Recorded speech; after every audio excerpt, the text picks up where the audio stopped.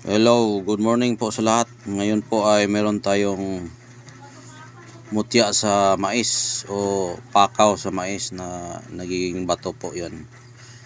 Yan po ay isa sa pinakamagandang mais na nakita ko sa buong kabundukan. Yan po yung mais. Yan.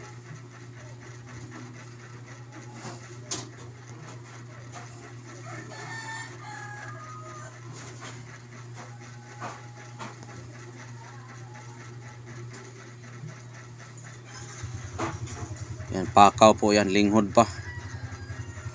O bata pa yung mais. Yan. So nagtatanong kung paano ito nakuha. Ito po ay nakuha sa araw ng Biyernes Santo. Tapos binalatan namin yung katawan ng mais. Ito po ang resulta. Bato po ang kanyang laman. Linghod pa siya. Linghod pa. Ito'y kinuha namin dahil nga masarap kasi ilaga yung mais. Mas lalo na kapag bata pa yung mais na anagon pa. Kaya anagon pa yung mais. Kaya yon. Pag open namin yung katawan ng mais, ito po ang aming nakuha na mayroon pa siyang laman na linghod. Bata pa yung mais. Kaya yan po ang nakuha natin. Ang gamit nito, ito'y maganda sa pampaswerte, pamproteksyon. Yung mais. Ayan. Sa hindi pa po nakakita ng mais na ganito ang itsura kapag bata pa, subukan nyo na magtanim ng mais. At pagdating ng hindi pa masyadong malaki yung kanyang laman, makakita kayo ng ganitong klaseng itsura na mais. Pero ito ay hindi natin sinadyang nakuha ito dahil malaki na po yung mais na aking kinunan. At pagbalat ko sa kanyang pakpak o kanyang balat, ito po ang aking nakita na mais na bato.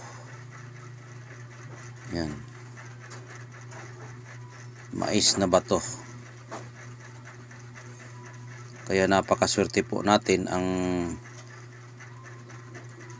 kalikasan dahil sila po'y nagbibigay sa atin ng ganitong klaseng mutya.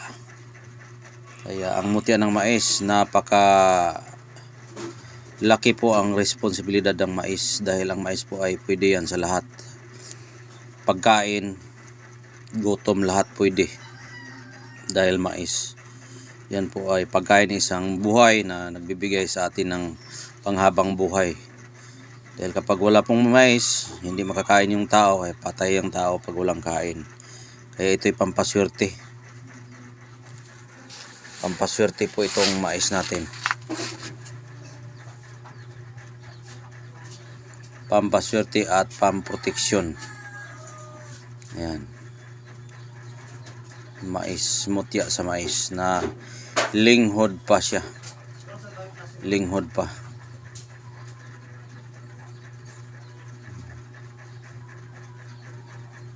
Linghod pa.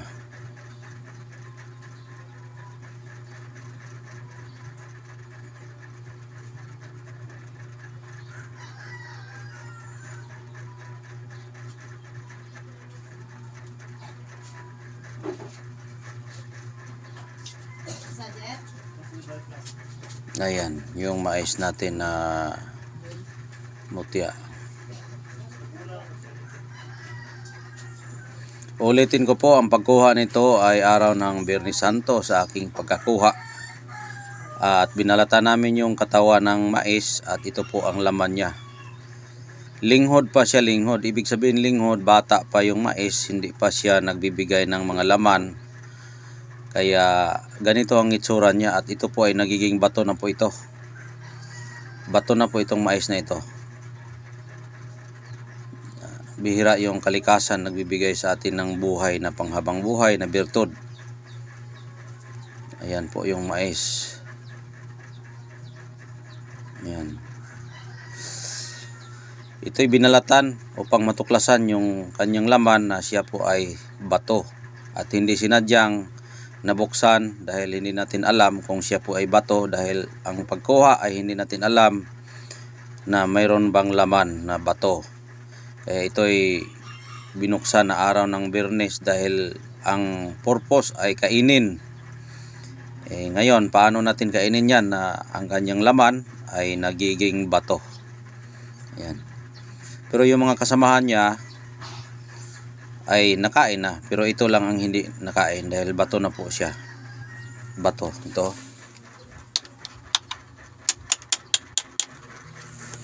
Bato na po yung kanyang pagka-mais. Kaya swerte natin dahil ito po ay mutya na. Dahil mahilig tayo sa mutya, kaya binigyan tayo ng inang kalikasan ng mutya na galing sa mais. Ayan. Itong mais na ito ay isa sa pinakabihirang makita na ang kanyang laman ay nagiging bato.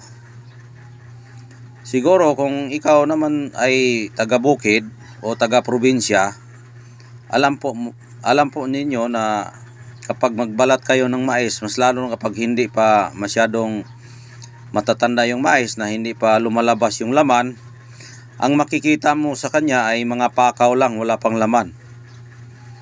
Ngayon po, ang resulta sa ating pagkuha sa ating mais, pakaw lang po yan lahat, wala pang laman. Pakaw. Yung makikita nyo yung mga ganyan, laman po yan, pero hindi pa talagang buo, hindi pa fully develop yung kanyang laman, ay nagiging bato na siya. Kaya yan po ang resulta na nagiging bato siya at hindi sinadya na ating pagkuha niyan, dahil yan po ay sorpresa at gawang kalikasan. Dahil kapag gawang kalikasan kasi, kapag hindi ka nakapokus sa anong hinahanap mong mutya, kusang magpapakita po yan. Kaya yan po ang dahilan na nakukuha po natin na hindi sinadyang nakuha yung pakaw ng mais. Ayan.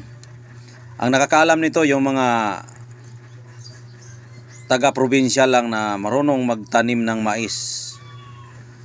Subukan ninyo na magkuha ng mais. Ganito ang itsura. Mas lalo na pag hindi pa masyadong malaman yung katawan, o hindi pa masyadong bata, hindi pa masyadong gulang, o wala pang laman yung kanyang pakaw. Ganito po ang itsura.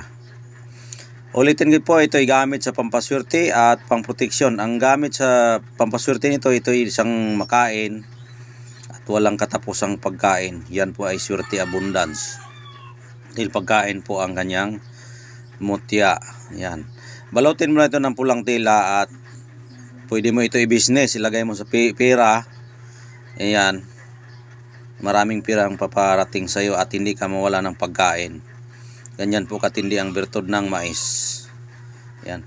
Sa proteksyon naman ng mais po kasi, hindi yan basta-basta matumba. May mga hangin, papilipad hangin, hindi basta-basta matumba yung puno ng mais.